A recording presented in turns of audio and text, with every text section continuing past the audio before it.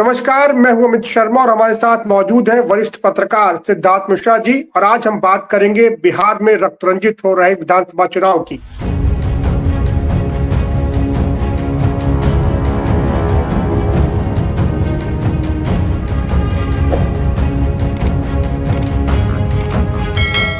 बिहार विधानसभा चुनाव का प्रचार जोरों पर है, वोटिंग भी पास ही है और ऐसे में मोकामा मर्डर ने इस विधानसभा क्षेत्र को पूरे देश के नक्शे पर ला दिया है। सर, आप इस मोकामा मर्डर को किस तरह देख रहे हैं? वहां बाहुबली दुलार चंद यादव की हत्या हुई है। आरोप जेडीयू के प्रत्याशी अनंत सिंह पर लगा है, जो खुद बाहुबली हैं। देखिए, दुलार चंद यादव जो व्यक्ति हैं जिनकी हत्या हुई है, जो व्यक्ति थे जिनकी हत्या हुई है, उनका एक बड़ा ही एक उनका भी एक पॉलिटिकल सोशल हिस्ट्री रहा है। जैसे आपने कहा कि वो बाहुबली है और वहां पे जो अपर कास्ट और बैकवर्ड कास्ट का जो एक फ्रिक्शन है, टसल है, उसमें दुलारचंद यादव ओबीसी कम्युनिटीज के फेस रहे।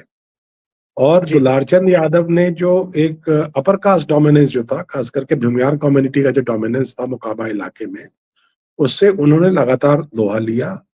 और पास्ट में बात खास ये है कि पास्ट में दुलारचंद यादव ने लालू प्रसाद यादव जब के स्ट्रगलिंग ईयर्स में उनका साथ दिया, फिर नीतीश कुमार का स्ट्रगलिंग ईयर्स में नीतीश कुमार का साथ दिया, और वो तो अब पब्लिक मेमोरी से विलुप्त भी हो गए थे। इवन हम जैसे पत्रकारों के मेमोरी से विलुप्त भी हो गए थे। और अचानक जब ये खबर आई कि उनकी हत्या हो गई तो बड़ा आश्चर्य हुआ कि वाज ही स्टिल एक्टिव।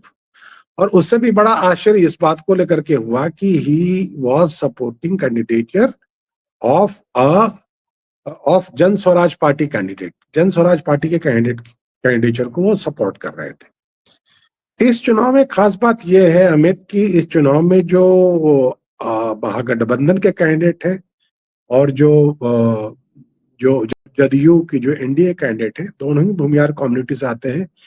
एक तो बाहुबली खुद है अनंत सिंह, और दूसरी बाहुबली की पत्नी सूरजभान सिंह की पत्नी बीना सिंह। तो इनके बीच में तो एक किलेबंदी और एक हथियारबंदी और वो था ही। लेकिन इस बीच में इस राजनीति में Dularchand Yadav like his antecedent, जो उनका इतिहास रहा है, जो उनका पॉलिटिकल इंसिडेंट रहा है, उन्होंने जी। Jan Swaraj party which was largely being seen as a party of upper caste monied people, उसके कैंडिडेट को सपोर्ट कर रहे थे। ये तो बड़े आश्चर्य वाली बात है। और ये इनफैक्ट आई ओपनर है, मैं तो ये कहूंगा ये आई ओपनर है प्रशांत किशोर की स्ट्रैटेजी पर। दुलारचंद यादव की हत्या पे क्या पोस्टमार्टम क्या, ये मैं उस पर ज्यादा जाना नहीं चाहूंगा। लेकिन ये एक आई ओपनर है, मतलब कि जो मैं कह रहा था प्रशांत किशोर की पॉलिटिकल स्ट्रैटेजी पर। ये जी। उन्होंने जो टिकट बांटे हैं, जो कैंडिडेट्स को टिकट बांटे हैं, काफी मतलब वो ट्रेमर्स क्रिएट कर रहे हैं कहीं ना कहीं। और अगर पीयूष प्रियदर्शी, जो कि पहले इंडिपेंडेंट कैंडिडेट चुनाव वगैरह लड़े हैं, ये एबीसी कम्युनिटी से आते हैं, अगर उन्होंने दुलारचंद यादव को मोबिलाइज कर लिया था अपने सपोर्ट में, तो ये बहुत बड़ी बात थी। और जी। इस हत्या के बाद तो ये और एग्रेसिव मोबिलाइजेशन होगा। मतलब कि आप समझ जाइए कि वहां पर now there is a reason to believe कि जितने जो जो आरजेडी के भी जो सपोर्ट वोटर जो हैं, जो यादव कम्युनिटी को बिलोंग करते हैं वगैरह, वो सब I think they will now go with जन स्वराज। तो जो मैं आई ओपनर की बात कर रहा था, मैं आई ओपनर की बात ये कर रहा था कि इस चुनाव में, और खास करके ये जो मोकामा में जो हत्याकांड हुई है, इससे एक बात तो बिल्कुल साफ नजर आ रही है कि जो कैंडिडेट सिलेक्शन जो किया है प्रशांत किशोर ने, बहुत ठोक बजा करके किया है, और वो सब अपनी अपनी जगह चुनाव ठीक लड़ रहे हैं। इनफैक्ट हम लोगों ने पास्ट में भी बात किया था कि इनके दो तीन कैंडिडेट्स को, और दो कैंडिडेट्स की तो कुल तस्वीरें भी सामने आई कि अमित शाह और धर्मेंद्र प्रधान ने खुद उनको बैठाया, परसुएड किया बैठने के लिए। तो ये कहीं ना कहीं उनके स्ट्रेंथ को शो कर रहा है। और ये भी शो कर रहा है कि he is damaging prospects of both the what you call alliances. दोनों अलायंसेस के प्रोस्पेक्ट्स को वो डैमेज कर रहे हैं। तो जो एक आजकल बोलचाल की भाषा में चलन हो गई कि x factor, x factor. X factor तो he was x factor from the day he entered the election. लेकिन this x factor is now communicating into some bigger factor.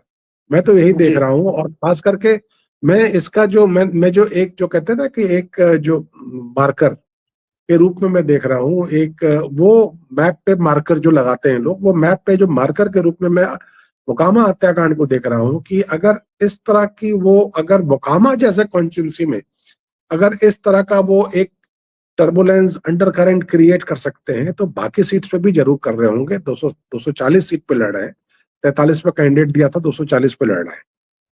जी तो मेरे ख्याल से ये मेरा, अगर आपने जो पूछा, और बाकी जो ये आप कह रहे हैं कि ये जो रक्त रंजित राजनीति क्या बाकी सीट्स पे भी फैलेगी, मुझे तो नहीं लगता कि इस हत्याकांड के बाद इलेक्शन कमीशन तो थोड़ा मतलब, और खास करके इलेक्शन कमीशन की अभी तक आनंद सिंह पर बहुत कोई कड़ा एक्शन नहीं हो पाया, इसको लेकर सरकार के इलेक्शन कमीशन की बहुत भर्त्सना हो रही है। इसको लेकर के इलेक्शन कमीशन थोड़ा सचेत तो हो जाएगा कि आगे इस तरह का कोई कांड या कोई हत्या वायलेंस ना हो। जी बिल्कुल। अभी इलेक्शन कमीशन ने 3 अधिकारियों को सस्पेंड भी किया है, वहां पे जो भी खबर आ रही है, और कार्रवाई हो रही है। लेकिन बिहार में जब चुनाव होते हैं तो हिंसा का साया हमेशा से मंडराता रहा है, और इस बार मोकामा में वही देखने को मिला जहां 2 बाहुबली आमने सामने हैं। हालांकि जनसुराज पार्टी के जो प्रत्याशी थे वो बाहुबली नहीं है, लेकिन दुलार चंद यादव उनका प्रचार कर रहे थे। वहां की जो तस्वीर थी वो समझ में आती है। सर, जैसा आप बता रहे थे कि जनसुराज पार्टी एक एक्स फैक्टर से आगे बढ़ करके साबित हो सकती है इन चुनाव में। तो आपको क्या लगता है कि एनडीए या आरजेडी, किसको ज्यादा फायदा या ज्यादा नुकसान पहुंच सकता है नहीं, जनसुराज पार्टी? मैंने तो जैसा आपको बताया कि वो तो हर एक कॉन्स्टिट्यूंसी में वो जो भी जो भी पार्टी ऑफ स्ट्रेंथ है उसको डैमेज कर रहे हैं। और मुझे तो ये लगता है कि has moved from the position of being a disrupter to being a position of contender. तो जी ये यही तो मैं आपको बात कह रहा था कि ये जो मोकामा का जो रोड रोड मार्कर जो है, वो यही मैप मार्कर जो है यही शो करता है कि ही जी is damaging across both the alliances. किसी एक अलायंस को डैमेज कर रहा है ऐसी बात नहीं है, दोनों अलायंस में डैमेज कर रहा है। जी और बिल्कुल। फैक्ट ये होना कि दुलारचंद यादव ने जनसुराज के कैंडिडेट को सपोर्ट किया, तो हो सकता है इस तरह के कई लोग जो who were taken for granted as supporters of NDA और इंडिया ब्लॉक, वो लोग भी जनसुराज के कैंडिडेट को सपोर्ट कर रहे हैं। Who knows? जी तो बिल्कुल। ये तो 14 तारीख को पता लगेगा। जी बिल्कुल, आप ठीक कह रहे थे। और जैसा कि देखा भी गया था कि जिन सीटों पर हार और जीत का मार्जिन काफी कम रहा था, वहां वहां प्रशांत किशोर ने काफी देख समझ कर उम्मीदवार दिए हैं। कई सीटें ऐसी हैं, हर इलाके में इस तरह की सीटें हैं, और ये माना जा रहा है कि इस बार प्रशांत किशोर का फैक्टर उन सीटों के हार जीत के परिणाम को बदल सकता है। तो अब ये जैसा आपने कहा कि जब नतीजे आएंगे तो ये सबके सामने आ ही जाएगा कि प्रशांत किशोर कितने दमखम से चुनाव लड़े और क्या नतीजा उसका सामने आया। सर, बहुत बहुत धन्यवाद आपका। आज आप इस चर्चा में थैंक यू। शामिल हुए और महत्वपूर्ण जानकारी आपने हमें दी। बिहार विधानसभा चुनाव पर हमारी चर्चा जारी रहेगी, हम आगे भी बात करेंगे। आज के लिए इतना ही। नमस्कार। नमस्कार।